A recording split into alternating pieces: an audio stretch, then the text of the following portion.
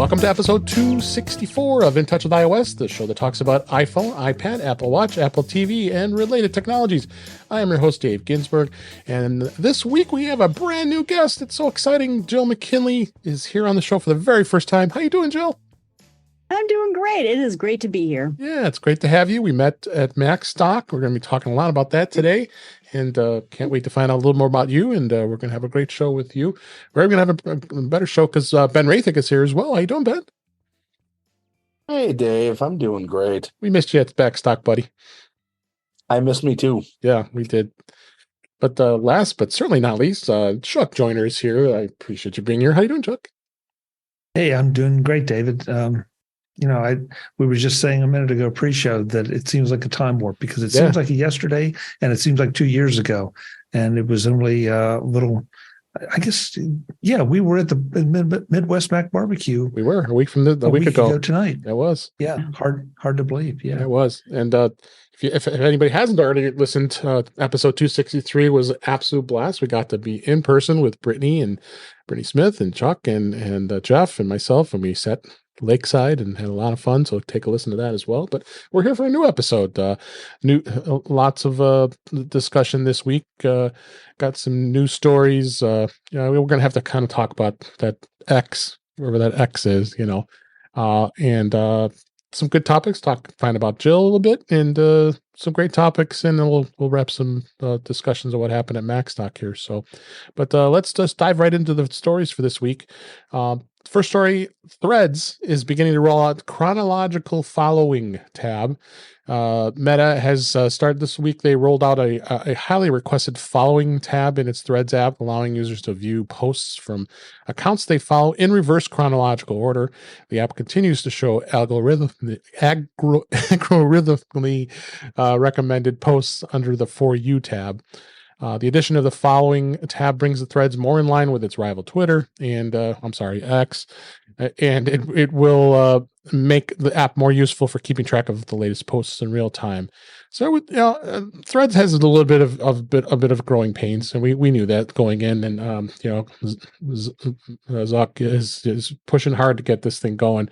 It's had quite a bit of traction, but I think it's a good try, and we're going to see where it goes.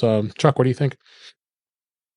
I think this is an obvious upgrade. It's one of those things that seemed like it should have been there from the beginning.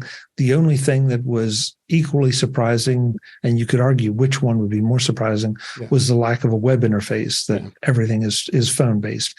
Other than that, it's obviously a very logical progression. It's just shocking that they wouldn't have delivered this first or among the first features. Yeah, you would hope. Jill, I don't think you're on Threads, right? Or Instagram for that matter? No, but I read about it for sure. Okay. I'm not. Did you have any thoughts? Yeah, I think that it's a good step in general. People don't like algorithms if they feel they're being forced away from seeing their friends or people they know or things they're interested about. So obviously it's a good step. I think that Threads got rushed out so that they could get into this gap of whatever's happening with Twitter X. So they tried to get out there. But this, of course, is what everyone wants to see, the people they follow. Yeah, absolutely. Ben, what do you think? You've been pretty active on Threads. Oh, yeah. I have to kind of parrot what Chuck said. Yeah. With the exception of, could use hashtags and integration with Meta's business tools as well. Yeah. It's getting better as a personal platform, but the hashtags and the business integration, that's lacking for it to be the business platform it has the potential to be. But it's getting there, slower than some of us might hope with the ever-changing other site, but it's going along. Yeah, it sure is. I'm liking it. I want to get more active with it and to learn more and look to get better for sure. But we'll see how it goes. Speaking of how it goes, Elon Musk had seized the @X Twitter handle from a guy who had it for 16 years. Elon Musk rebrands Twitter to X, as we know. I don't think I have to talk too much about that because I think it's been all over the news.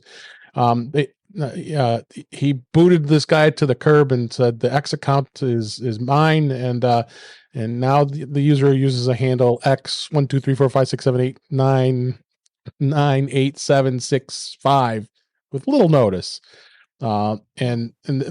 And so apparently they decided that it was important to seize this account from this guy who has had control of it since 2007. It's a San Francisco man named Gene X Huang, and he had registered the handle 16 years ago. But on Tuesday, after several news outlets interviewed him about his unique account, Twitter took it over. No little notice or any compensation. He said he got an email basically saying, "We are taking it," and that's the end of it. And he tweeted with his new handle, "All's well that ends well." Boy, is this some things to come, Chuck, when it comes to Twitter? I'm sorry, X. I don't know, David. This is one of those stories that I just feel like there's more to the story. Yeah. And I don't know what NDAs might have been issued or whatever. So, and this is, I know nothing. This is pure speculation. Yeah. But and the one thing that I haven't seen is how active this guy was, or was he just sitting on the @X ID just for the sake of having it? So if somebody tried to take my ID out from under me, yeah, I've built something of a following, not as big as some, but that's one of the key things that ways that people connect with me. Right. So I would be putting up, I'm not sure I would necessarily be going to the press, but I'd be putting up a bit more of a fight. And so that's where I feel like there's a piece missing to this story. That might be it, or there might be another piece. But just to have somebody snatch a handle right out from under you. Yeah. In fact, I know a couple people, and I'm not going to say because I know one of them has been a target of this kind of thing. They aren't sitting on a single letter at ID, but they're sitting on an early stage single name. Like if I had gone and gotten @Chuck. Yeah. It's that kind of domain. Sure. that they've and they have fended off all kind of attacks. Both, polite, can I buy it from you, to trying to dox them out. They're just, it's kind of amazing that somebody would care that much. So I just feel like this one, sounds like the guy was a good guy. Sounds like Twitter or Elon or X is the big bad. And there's something in between. Yeah. What do you think, Ben? This so far, I think, has been the downside to Elon Musk's control of the artist formerly known as Twitter. Yeah. He changed the entire brand basically without warning, taking away handles without warning, doing basically all sorts of major policy changes without warning. It's pure chaos. Yeah. If you're a business, especially an advertiser who Twitter, X, whatever it wants to be called this minute, relies on for its revenue, you can't rely on this site right now. No. It's I mean, bravo for Elon instituting with his property what he wants to do with it. But there's a reason there are over, what is it now, 100 million signups for Threads right now. Yeah, probably more now. The site's not reliable for any kind of business user. Not yet. Yeah. Joe, what do you think of this? About this? Was this just? It's just there see more to the story, like Chuck says. Yeah, I think there probably is, and it was inevitable that people would probably misinterpret X to not be Elon. And so I think there could be confusion there. Yeah. I wish they would have paid him. But overall, what I think is going wrong with Twitter is not necessarily the changes, the lack of announcements. Right. I worked all day trying to fix my Twitter account because things were going wrongly, and only to find out I was using TweetDeck version 1, and you can't anymore. So there's no announcement, and that chaos, you're right. People are depending on this for their business, and they can't while there's chaos. And I wish there was less chaos. Yeah. No, that's how Twitter's going to be. And you're going to see more and more people abandoning it, I think. But then again, there might be more jumping on as this with this new X. Well, so we'll see where all these things go.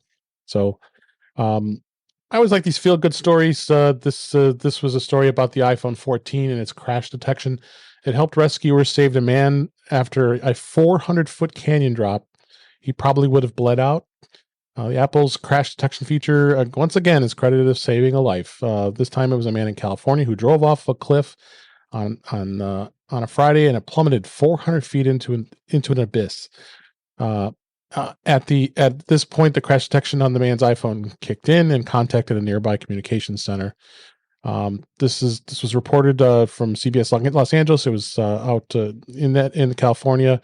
Of course, as the crash detection recognizes a crash, it sends a notification, lets the user confirm if they're okay or not, and then if nothing is done in 20 seconds, it'll automatically call emergency services. The LA Sheriff's Department received the call right around 10:30 p.m. on that night, and then they kicked the search and rescue teams, and they got him, and they were able to find him, get him, and this was a happy ending. It was a good story. What do you think, Jill? I mean, we've been talking a lot about this on the show, and you've been reviewing much of this, but the crash detection is this actually absolutely phenomenal on the iPhone 14. Yeah, absolutely. That's why I upgraded to the 14. I was thinking about waiting until the 15. I go driving and camping places way up north. There you go. There is nobody, and I feel that something could happen to me and no one would know, you know, and that's why I thought this was an important update for me, so that at least if something happened, I could alert. But also I live by myself. And so if I fell down the stairs, it'd be nice to know that someone. Well, you got your Apple Watch too, that help you with that too. Right. Yeah. So the whole safety line with Apple is just great. I love it. It'll keep me here forever. Yeah, absolutely. Does the SOS always appear when you're out in your camping areas? I've been checking it in various places, and absolutely it has gone up on particularly the one mountain that is a little bit perilous and way out in the middle of nowhere. And it goes on, and that makes me feel a lot more secure. Also goes on the airplane too, which is interesting. All depending on the interference and such. Chuck, thoughts on this? I know we've been talking about these stories all the time. I just really like these stories. David, I think it points out the importance though of having an Apple Watch. Yeah. And not that I'm going to go out climbing, and not that I'm likely to suffer, what was it? A 400-foot drop? Yeah. I mean, that's quite a drop. It is. But you can easily get your feet tangled up and fall down the steps or down the stairs or just off your front porch. And, that hopefully you're not going to be seriously injured, but I've known people that took a lot less falls and had a lot more problems than this guy apparently did. And so, and we're just talking about the rescue capabilities, or I guess that's a good way to say it, of the Apple Watch. We haven't even touched on the health benefits and also the just the productivity benefits for an Apple Watch. So I'm with you. I like these. The one question I always have is, I wonder how this got into the press. Yeah. Did you wonder? Did the injured party call? Did the paramedics say, "Hey, this is really a good thing"? Because I know what I've told this I think before, but a doctor that I'm seeing, that's one of his things. He wants you to get an Apple Watch. He and primarily for the AFib tracking is his big thing, but it monitors you all the time. It's not as sophisticated as some of the other monitors, but it gets the job done, gives you some indication that there might be an issue going on. So I just see this as just one more reason to say, hey, folks, invest in an Apple Watch, whichever one suits you for your budget and for your activities. It looks like a rescuer actually tweeted it, and they connected with all the press in the tweet. So I think that's how it got to the press, is by them talking about this. So Thoughts, Ben? And that's fine. That's fine. It just, I think you have to ask these questions, but at the end of the day, it's good. It's good news. Yeah. Sorry, Ben. The tweet's right in the tweet's right in the article if anybody's curious. Go ahead, Ben. First, having worked in traditional news, it is common practice for emergency services to release when there has been an incident and a rescue. Yeah. But as far as the practicality of this, I live in the Driftless region. So the prospect of falling off a 400-foot cliff is actually very real. Yes. I don't have the iPhone 14 right now because I wanted to kind of wait for the end of Lightning, but I will be getting the 15 the second it gets out. There's a lot of iPhone and Android phone features, which are pretty much just marketing gimmicks. Yeah. This is not one of them. This saves lives. It does. It does. It really does. I always thought that if I had a medical emergency at night, I'd just fling myself off the bed and hope Apple called someone.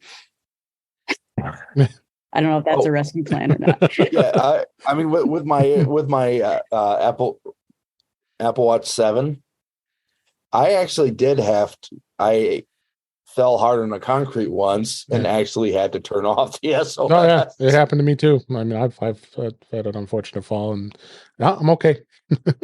I just that's all exactly what it wants you to do. So, if you don't do anything, it's gonna call emergency services. So, but don't look at it this way. If at least you have a better chance of having the Apple Watch call someone than if you didn't have anything at all. So you could just throw yourself out of bed and nothing would happen. Or call your loved one, as you have it set as your emergency contact as well. Yeah. So, but this was a great story. This next story, Google is now raising the price of the YouTube Premium. It's going to be $13.99 a month. The price of the individual YouTube Premium subscription is increasing by $2 for $13.99 a month in the U.S. for new and current customers.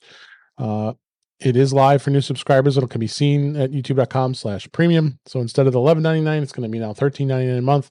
Meanwhile, it's $18.99 if you're subscribing from the iOS YouTube app. Why are they doing that? Of course, that incorporates both the YouTube Premium and the Music Premium, and it includes that. So they are going to hike all these prices, and it's kind of unfortunate. I was grandfathered in. I was paying only $9.99 a month. I had that old plan that they never raised for me. So now my bill's going to go up a little higher, but it is what it is. I think a lot of streaming services are increasing prices.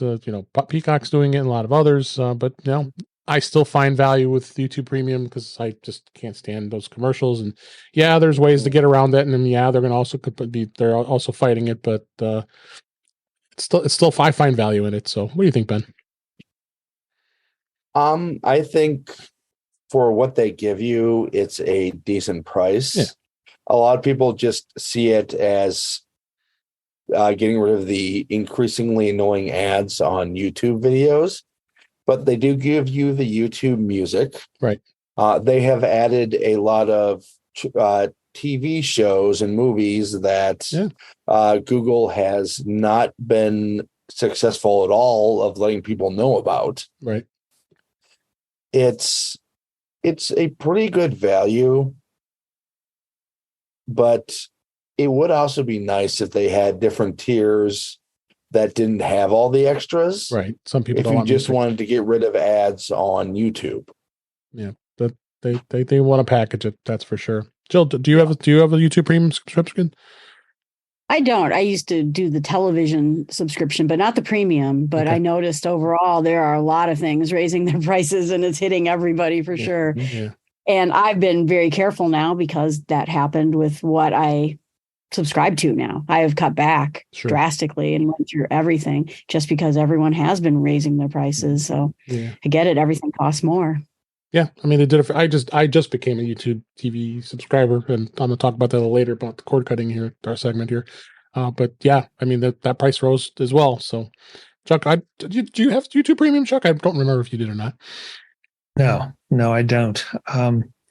And I keep looking at it. I keep thinking about it, and just haven't gotten around to it, or at any given moment I've decided not to do it. So the one thing that I found this really an interesting time for, not just for YouTube, but all the services doing this right at the moment, right at the time that we're seeing the writer's strike, the solidarity with the actors and everything. It's like, okay, no new programming coming my way, so maybe this is not the time to do this, to do a new subscription. So this feels like just a very weird time.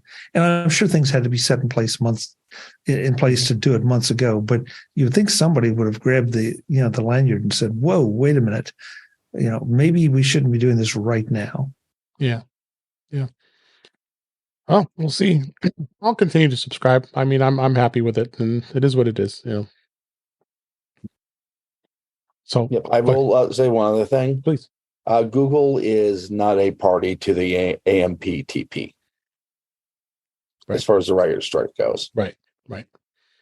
It might be exactly why they're doing it. I saw something that a lot of places are looking towards influencers and other types of media to see if they can get programming in. And so maybe this is the time YouTube can hit it big with a lot of people watching. Yep, for sure. Because I've already seen a lot of movies, like Ben said, that have just all of a sudden appeared, and they're free. So they're included as part of the subscription. So, the other thing too, I'll add this. I don't know if you all are aware, but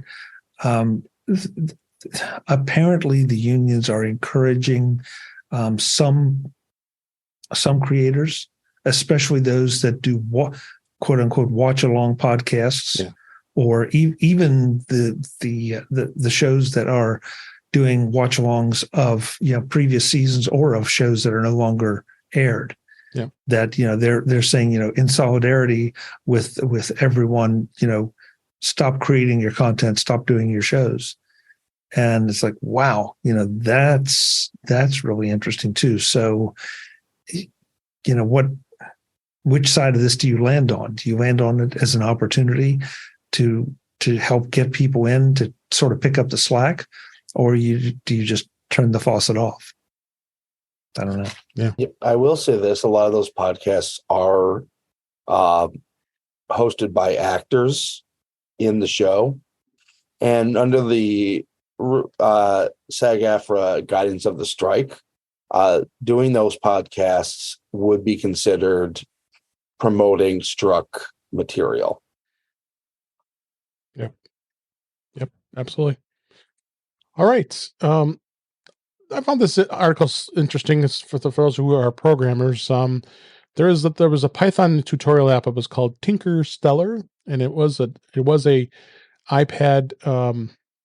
It was an iPad only app, but they just updated it with an iPhone version.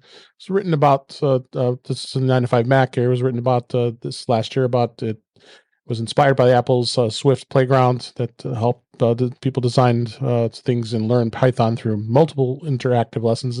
Now that what they've done is they've added a major update as well as adding new lessons, refresh interface, and then for the first time you actually could do it on your iPhone. There's an iPhone version. It was developed with the iPad in mind, but the developer now says it works with the iPhone as well. So that means users can have the same Python tutorials available or in their pockets with their iPhone. So this is cool. I mean, I like the fact that this is something that's open to anybody to learn if they want to understand programming more. I'm not much of a programmer, but this gives me inspiration to want to, hey, maybe I should check this out and do it. Swift Playgrounds is a fun little thing to play with to learning programming. What do you think, Ben, on this? Is this something you have been looking at all? I mean, I'm not much of a programmer. Yeah. One thing I will say, I just checked, the iPad version does run on the Mac as well. Oh, there you go. So anything that gets people into coding, especially in a way that is more accessible to them, is a good thing. Right. Computers are not going away, so coding is increasingly our future. Oh, absolutely. Jill, do you do any coding? I wasn't sure if you did or not. I did back in the day, way back. Yeah. I was starting out in comp sci in college, but I haven't for a long time. But that's what I love about this particular era is there's so many ways to learn something. And I know people who only have iPhones and don't have iPads or computers, and so this is great. I think encouraging anyone to learn like this is amazing. Yeah. And Chuck, what's your thoughts? Echo Jill. I can't say that I have any experience with this. If I fired it up, I probably wouldn't know what to do with it. Yeah. I'm along with you. As you got Siri talking to you. No, actually, it's my Echo device suggesting I do gymnastics for some reason. So I have no idea what's going on. But yeah, I think anything that makes programming more accessible to those who have the inclination is terrific. And by this write-up, it looks like it's a great addition. Yeah, it is. It is. So a couple more stories here. The Apple's My Photo Stream service is shutting down. It actually shut down yesterday as we record this. So let everybody know. It was set to shut down on Wednesday, July 26th. We're recording this a day later. Any customers that were using that feature needed to transition to iCloud Photos before that date. If you hadn't done this away already, important that you take care of action. I just realized that this just happened yesterday. So if you didn't do it, you're kind of out of luck here. But this was a service that was launched over 10 years ago, or about 12 years ago, 2011. It was a free service that allowed you to temporarily upload images up to 1,000 at any given time to iCloud, making them accessible across Apple devices and available for importing to your library on any device. And then the photos remained in the My Photo Stream for 30 days. So they've really making people wanting to move over to iCloud Photo Library. So I think most people these days we're already back with this anyway. So if you didn't do it by now, you're going to kind of be in trouble as you hear this. So did you use this at all, Jill, or did you ever use iCloud Photos? I think it must have predated my era, my joining the Apple world. Yeah. But I'm always sad when photography sites shut down in any way, because maybe the person who started that can't migrate or isn't around to migrate. Yeah. And so I just hate to see photos leave, but hopefully everyone got their photos off. I hope by now they did. So any thoughts on that, Ben? First, I almost forgot this existed. Yeah, I did too until this came out a couple weeks ago. Yeah, I quickly moved to an iCloud photo library as soon as the Photos app was introduced on the Mac. Right. Okay. So it hasn't been a part of my workflow for a very long time. Yeah. But remembering back, it was something very useful back in the day, especially when the iPhone/iPad and Macs were using very different apps for that same use case. Yeah, absolutely. Any thoughts, Chuck? It's too bad. I think there's some good reasons for this. That it makes a certain amount of sense, but at the end of the day, it's just one of those services that you could argue wasn't being used maybe as much. And that, again, that too is speculation, but I can't say that I've heard anybody raise a big uproar about this. It's like, oh yeah, too bad. It would have been nice. Most people that I talk to seem to have never gotten around to setting it up or really utilizing it. And that's a very limited, weird little subset. Yeah.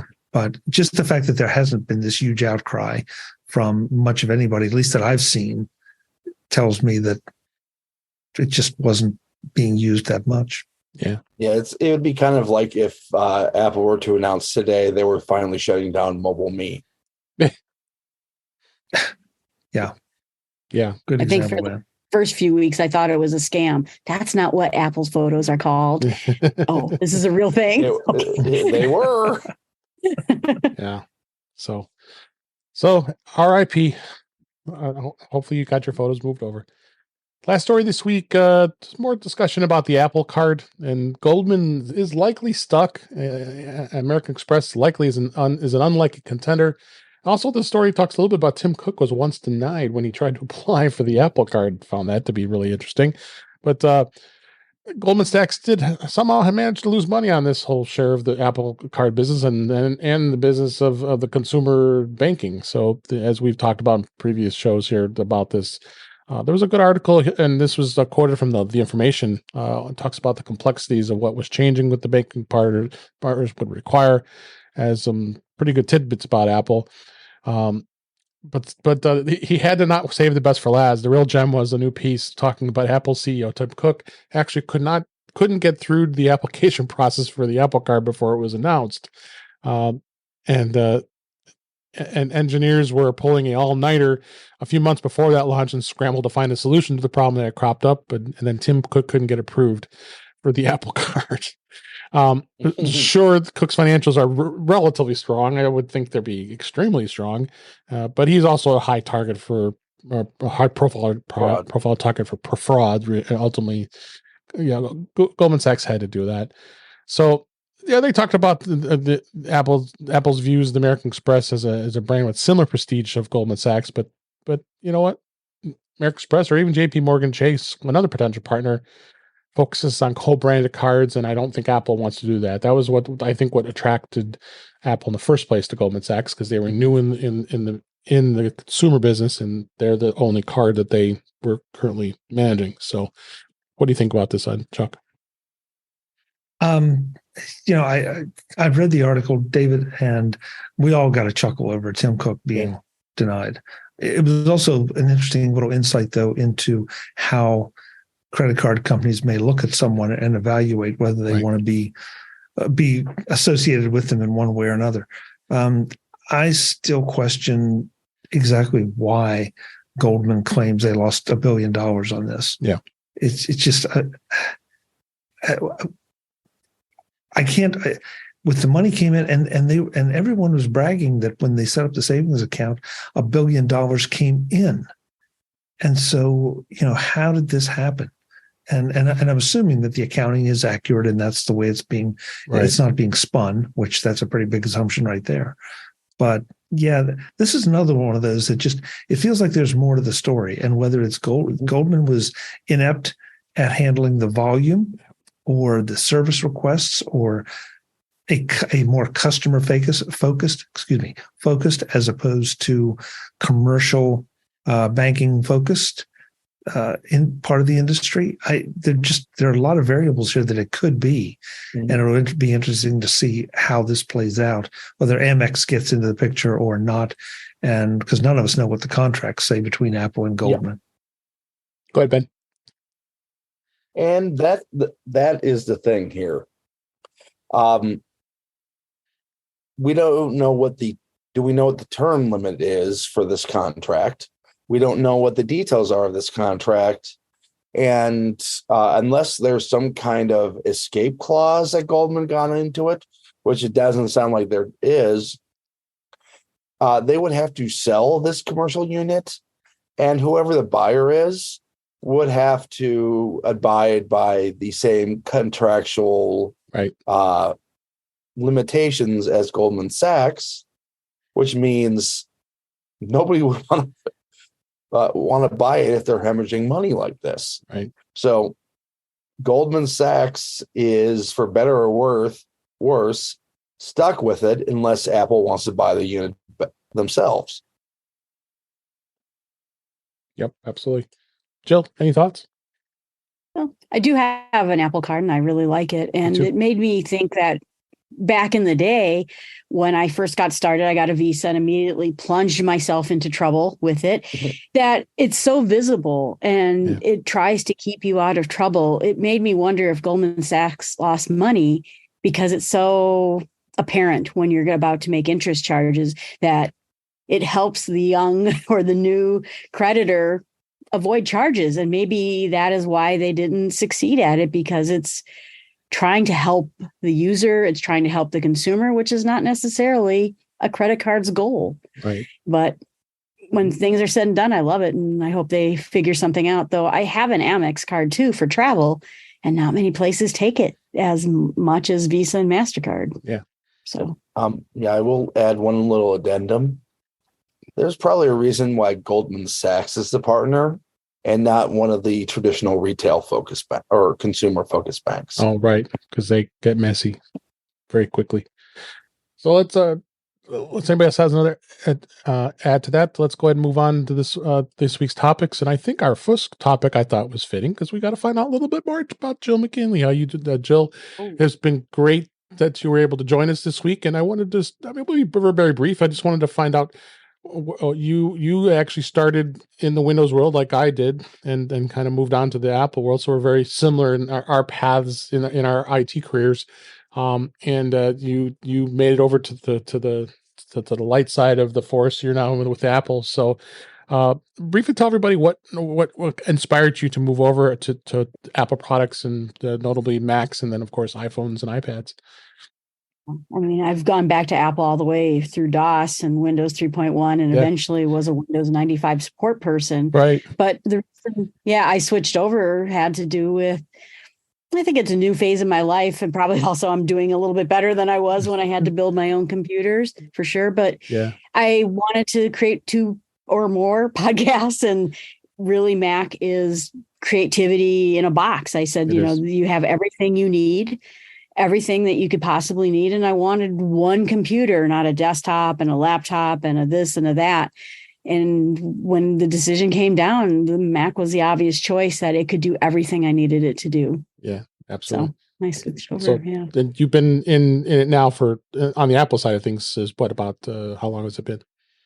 My first one I got in 2020. That was the Mac Mini. Right. And I didn't use it much. Well, I bought Allison Sheridan's MacBook Pro before that, 2013. MacBook Pro I got also in 2020. And then it wasn't until I bought the MacBook where I started really using it.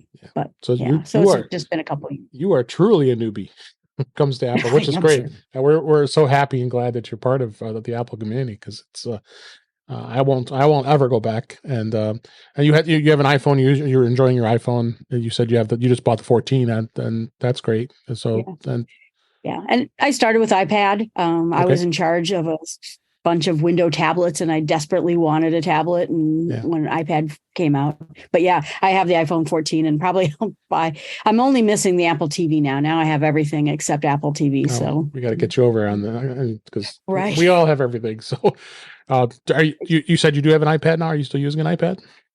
Yeah, I have. I just bought a brand new one. I got an 11 Pro. Nice. Same like I really like. Yeah, mine were aging, and I just decided to get something better with it. And I really like that. I've liked everything I bought from Apple. Absolutely. And I think I said it during my presentation at Macstock. I just feel like Windows is a tool, and Mac is trying to get out of your way so you can do whatever it is you want to do in life. And now I'm just sold, and I'll never stop. Yeah. Amen for that. Yeah. The Macs just make life very easy for all of us. So well, it's good to get to know you, and I wanted to everybody, the listeners, to find a little bit more about you. So let's go ahead and we can move on for this week. And what we do is we now talk about beta. iOS 17 beta 4 was just released. I believe it was just like yesterday as we record this. It was released to the developers. You have the iOS 17 as well as iPad OS 17. And the registered developers got in that.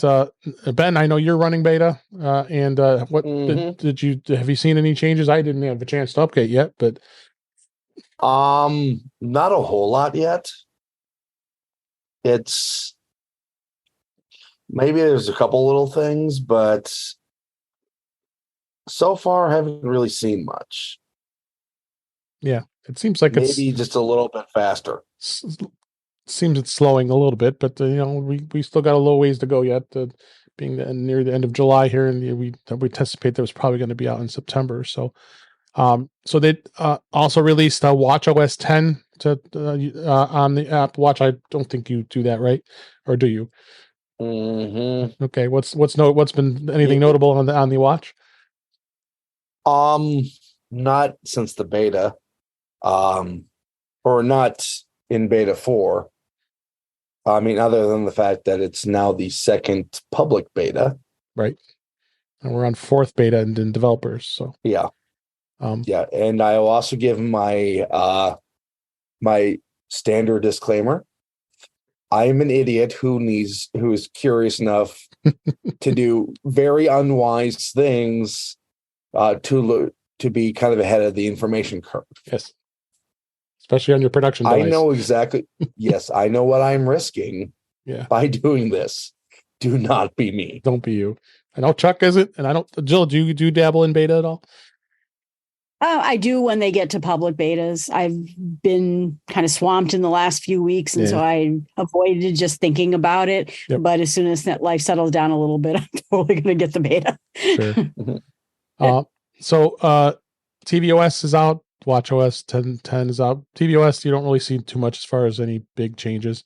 And then one article caught my eye is that they did add 2 new Siri voices to British users. So you got some new voices there, and you're going to kind of start seeing a lot of that stuff when they start adding things here. Mm-hmm. But notably is the Vision Pro, and they did this week release the developer kit, but it does have some interesting terms, I must say, for you to be able to get one of these if you want to be a developer. Among the terms and conditions that you must agree to is that the Vision Pro is never moved from the address that it's sent to. It is never left unattended when in use. It seems to remember that time when that iPhone in a bar. iPhone 4. Yeah, remember that? You can never forget that. And that's fair, but here's gets more stringent here, and you have to agree to that all access to, usage of, and storage use of it will be private, secure workspace, only accessible by you and your authorized developers. So it's basically in fully closed solid doors.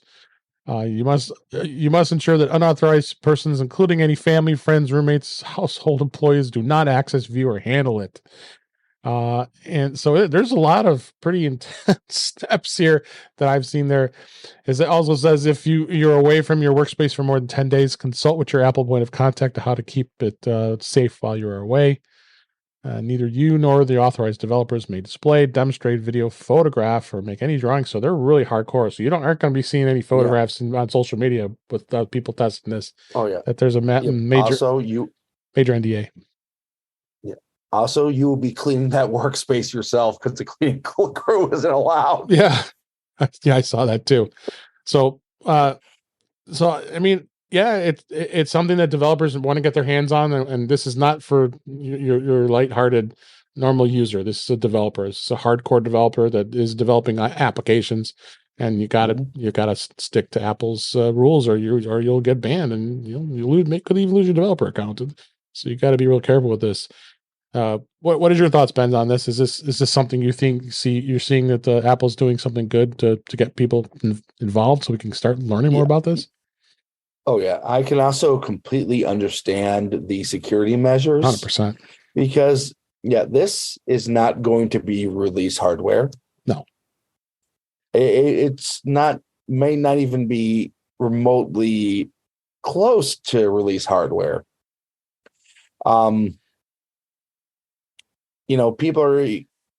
The public gets their hands on it. They're going to start doing reviews on something that is not meant for public consumption. It could give a leg up to competitors if there's industrial espionage. And, this is something that Apple's probably spent the better part of a decade developing. When they want it to be public facing, they want it to be about as close to perfect as they can get. Yeah. And which is why you have significantly higher security requirements than you would have the iPad inside of Mac Mini development machine there was for the Mac. Right. And when they did the M1 transition. So yeah. And when that thing came up on eBay, honestly, they really didn't care. Yeah. They care. Yeah. If Luke Miani does a nice video with this, it's going to be a little bit different outcome. Yeah, it will be. Did you have any thoughts, Chuck, about this whole thing that they've done with this app for Apple? Yeah, I think it's going to be really interesting. And I do have a prediction. I predict that somebody is going to violate that NDA and Apple is going to come down very hard on them. Right. Oh yeah. And that sounds so obvious, but what makes this really interesting is that there have been, for the last number of years, lots of NDAs that were sort of, Apple kind of looked the other way. And yeah. So it became a thing that, oh yeah, I signed an NDA, but here's the secret unboxing, and wow, that I felt like at the time that was a dangerous precedent to set, and yet I kind of understood that Apple couldn't just say, oh, just ignore. I mean, in any kind of official communication, but now they're laying all this stuff out very specifically, very hard, and I think it's going to be just interesting to see, that the precedent that has been set in the past has been, it's not a big deal. This is a big deal. It is huge. Yeah. This is, you break this NDA, you're going to have Apple's legal team on your front door the next day. Then they have a lot of high class lawyers that are going to be after you quickly. Mm-hmm. I mean, just like when they demonstrated at WWDC.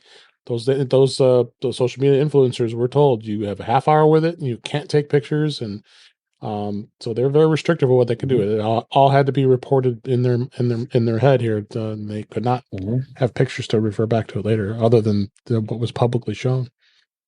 Did you have any thoughts on this, Joe? As far as what the Vision Pro is, this something you think is going to be cool to see? I mean, it's going to be way out of most people's financial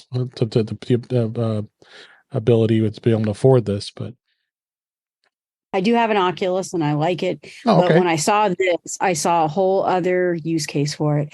I saw myself getting rid of monitors and televisions. I don't have the money to drop on this, but someday when the price comes down, I thought of a lot of things to use it for, and I'm excited about it. But you can remember back all the times where demonstrations were made on something that wasn't ready. The blue screen of death, I think, with Bill Gates, the red ring of death on the Xbox, and Apple has that reputation of being top notch when it comes to releasing something, and they don't want this to get a screenshot of some sort of yellow screen of death, inside of it and get it released and have people disparage it. So I understand it.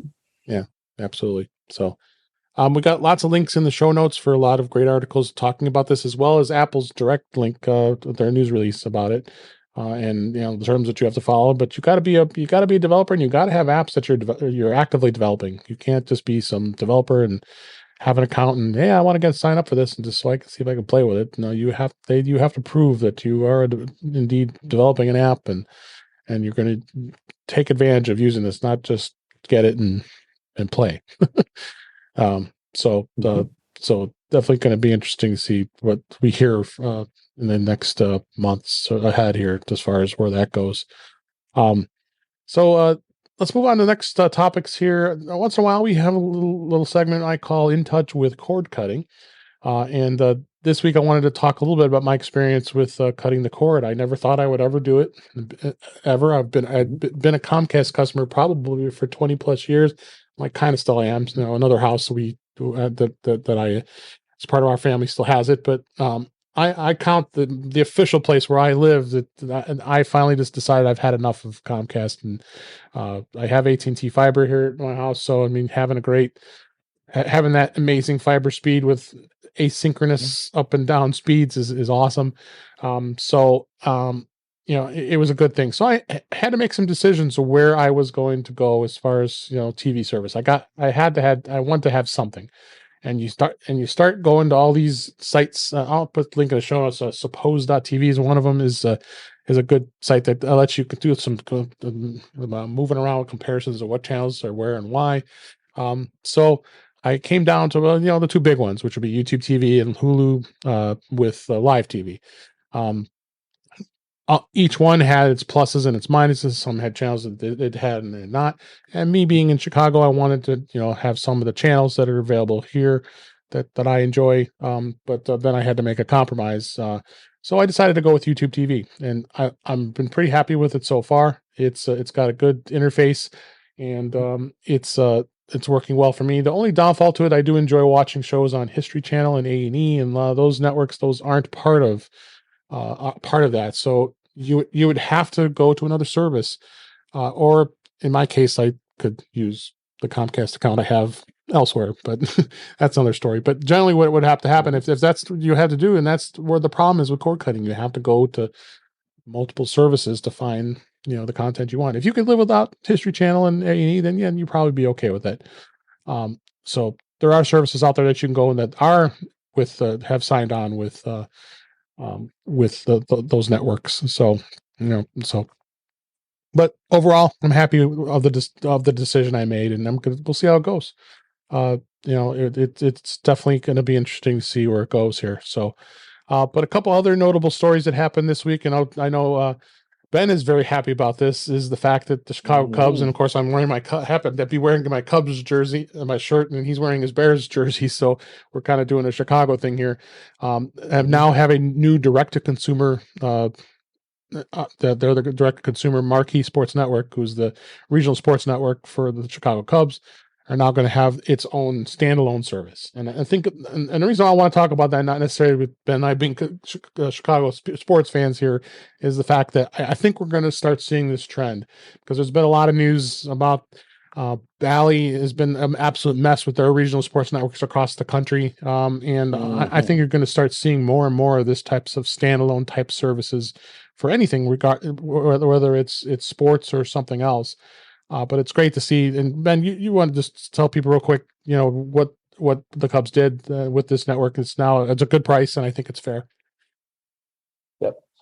They have Marquee Sports Network, which is a 50-50 partnership between the Chicago Cubs and Diamond Sports Group, which also it owns the Bailey Sports Networks. Right. Came up with a direct-to-consumer app option for $19.99 a month. Yep. Where you have not only the live Cubs games, but you have a live 24/7 feed of the Marquee Sports Network. You have on-demand access to both the shows on the network as well as Cubs replays. And I would presume replays of other sporting events that are on the network. It's honestly something I have been waiting for about 3 years. Actually, YouTube dropping Marquee, which they had for about a year during COVID, was the primary reason I went from phase 1 cord cutting to phase 2 with no longer having a live TV provider. Yeah. But I mean, the cable is dying. Yes, it is. Yeah. You literally see the regional sports networks dying because, Diamond Sports Group is giving the TV rights for MLB, NHL, and the NBA back to the teams. Right. Because it's no longer profitable for them. Right. And I mean, I had, since the Cubs have gone to the new regional sports network from NBC Sports Chicago, I have not been able to watch a Cubs baseball game for more or less 3 years because, Marquee hasn't, which is managed by Diamond Sports Group, hasn't been very good at making deals, especially with cord cutting live sports or live TV options. Right. So go ahead. Go ahead and finish. Also, the Cubs have not. Yeah. Also, the Cubs haven't lost since it went live. Yeah, that's right. But anyway, I just wanted to give people kind of a gist of where that's going. I know, Chuck, you're not a big sports fan, but your thoughts. I mean, a lot of these networks are starting to do this, and where do you think this trend is going to go with, regardless of what the content is, whether it be sports or movies or any of these other channels? Where do you think this is going to go with these direct consumer type services? Even sports is sort of the wild card. Yeah. Everybody seems to be staking out a sport or a couple sports that they're trying to focus on and cut exclusive deals. I guess maybe it's not concern is not the right word, but my thinking is, though, that how much damage is this going to do if I am a real football fan, a real soccer or English football fan, depending on how you want to say it. If I am a golf fan. And so how many services am I going to have to subscribe to see what I want to see? In the case of golf, because I can speak to that because I know it. But the British Open was just this past weekend as we record this. Augusta, the PGA, the regular tour events, which are not, take nothing away from those in comparison to the majors. Then you have the ladies, the LPGA tour, and all their events. And some of those are at least as fun to watch, if not more fun to watch than the men's events. And so how fragmented can this become until I just throw up my hands and say, you know what, I'll go out and play rather than watch somebody. Right. It's already happening to the NFL, and the NFL is managing it. But Sunday nights on one, Monday nights on another, Thursday nights on another. The weekends are up for grabs as to whether they're broadcast or somewhere else. I've kind of lost track, honestly, of what's going to happen this fall when the football season hits. So I think that part is really, really interesting. Yeah. The fact, though, that all of these services are following the cable model and not letting you fine tune your package. They just, we've got this great package of, and I think in the case of YouTube TV, because when you were talking about it, I was cheating a little bit and looking it up. Yeah. But, 100 channels. Oh my God, 100 channels. I don't want 100 channels. Yeah. That means at any given moment for the next hour, I've got 100 choices. I don't want 100 choices. I don't need 100, and I don't want to have to pay for 100 choices. So if I sound like I'm ranting a little bit, I am. No. I think we all had this vision of how this was going to solve the cable problem, and instead, the players have just changed names, but they're still doing the same darn thing. Yeah. I will say two things on this. Number one, I knew exactly how this was going to play out because you have the studios involved. This was going to go from these third-party TV providers directly to the studios. And number two, there is ironically another code of football, though not called football here in the United States, that does have it figured out. Right. And that is Major League Soccer. I think that is going to be the way that MLB, the NBA, and the NHL eventually go. The NFL, it has itself tied up to long-term contracts that are rapidly becoming obsolete. Right. But I'm going to get Jill in here. Jill, I don't know how much TV you watch, or do you have any thoughts about this as far as where these are going?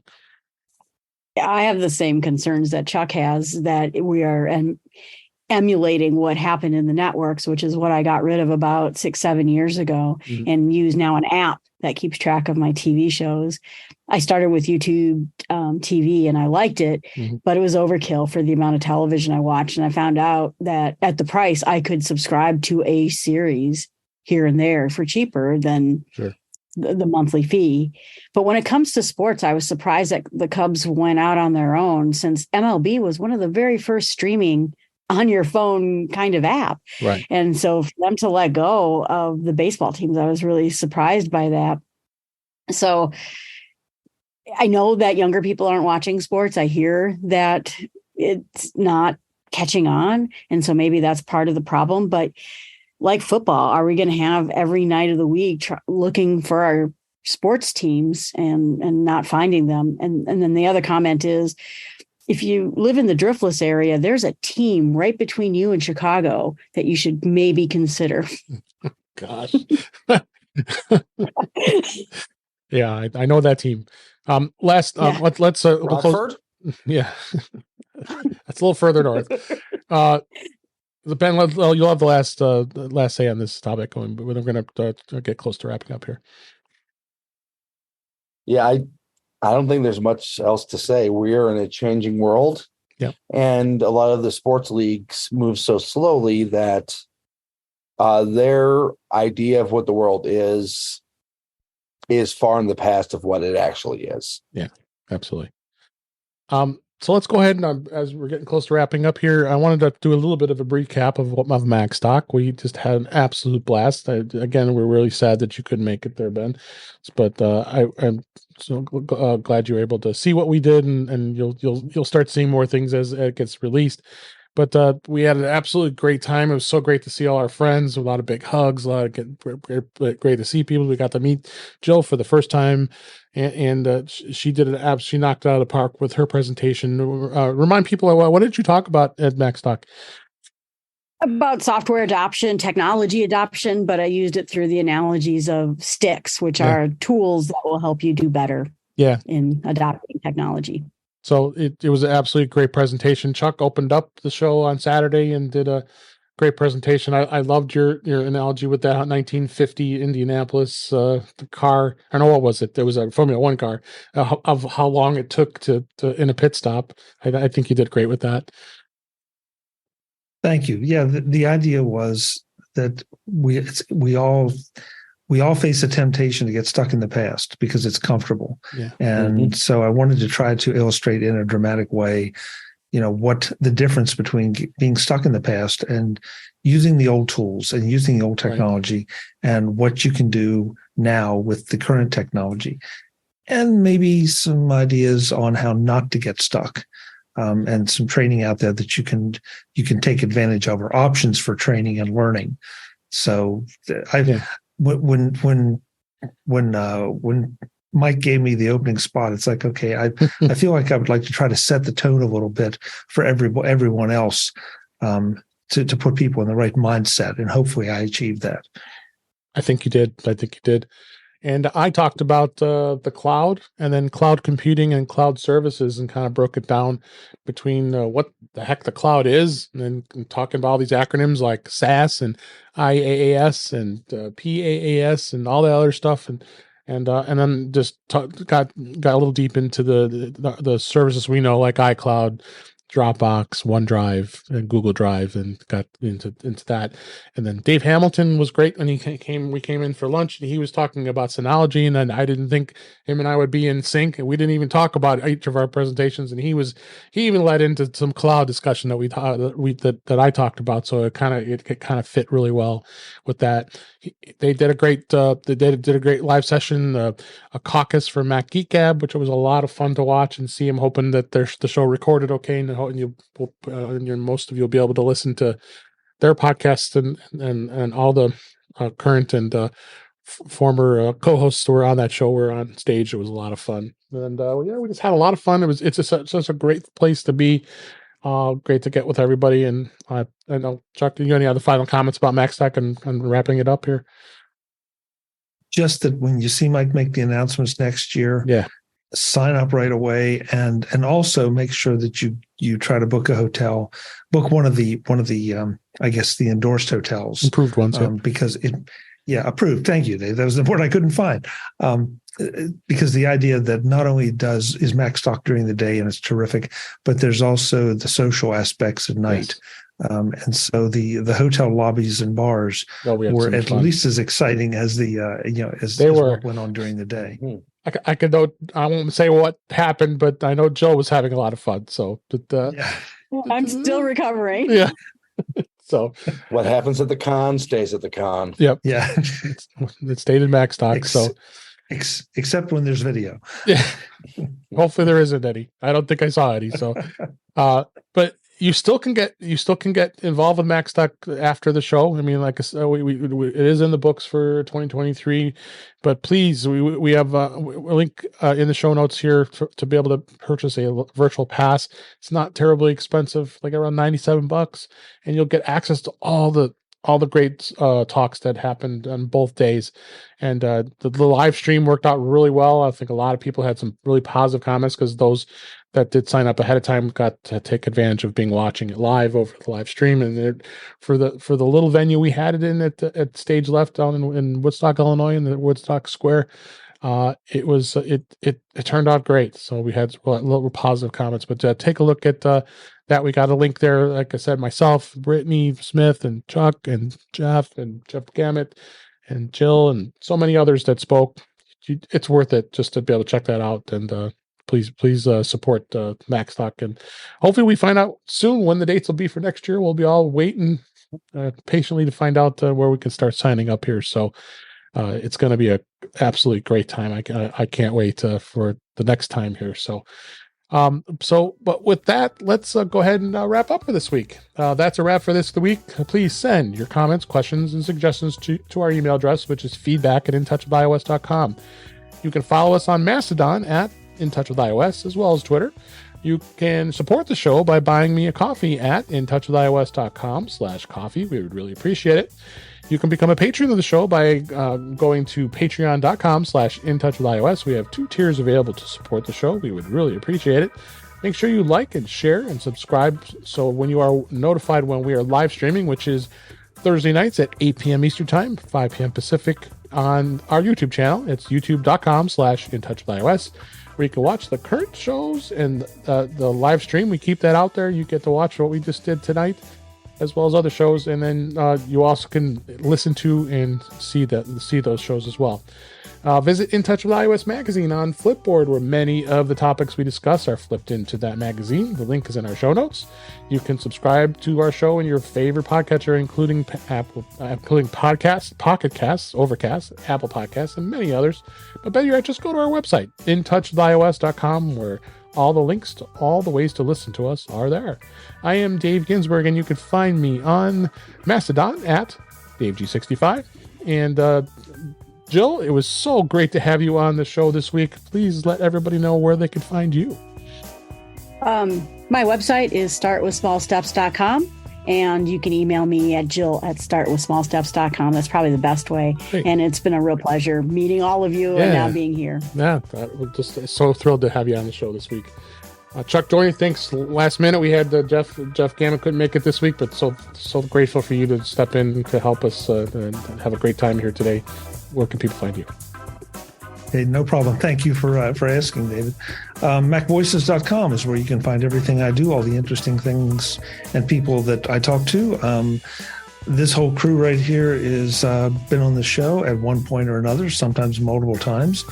We do Mac Voices Live Tuesday nights, 8 p.m. Eastern, 5 p.m. Pacific, whatever time that is, wherever you are, on YouTube at youtube.com/MacVoicesTV. We'd love to have you join us on there and contribute in the chat. And finally, on a whole bunch of social networks, you can usually find me as @ChuckJoyner.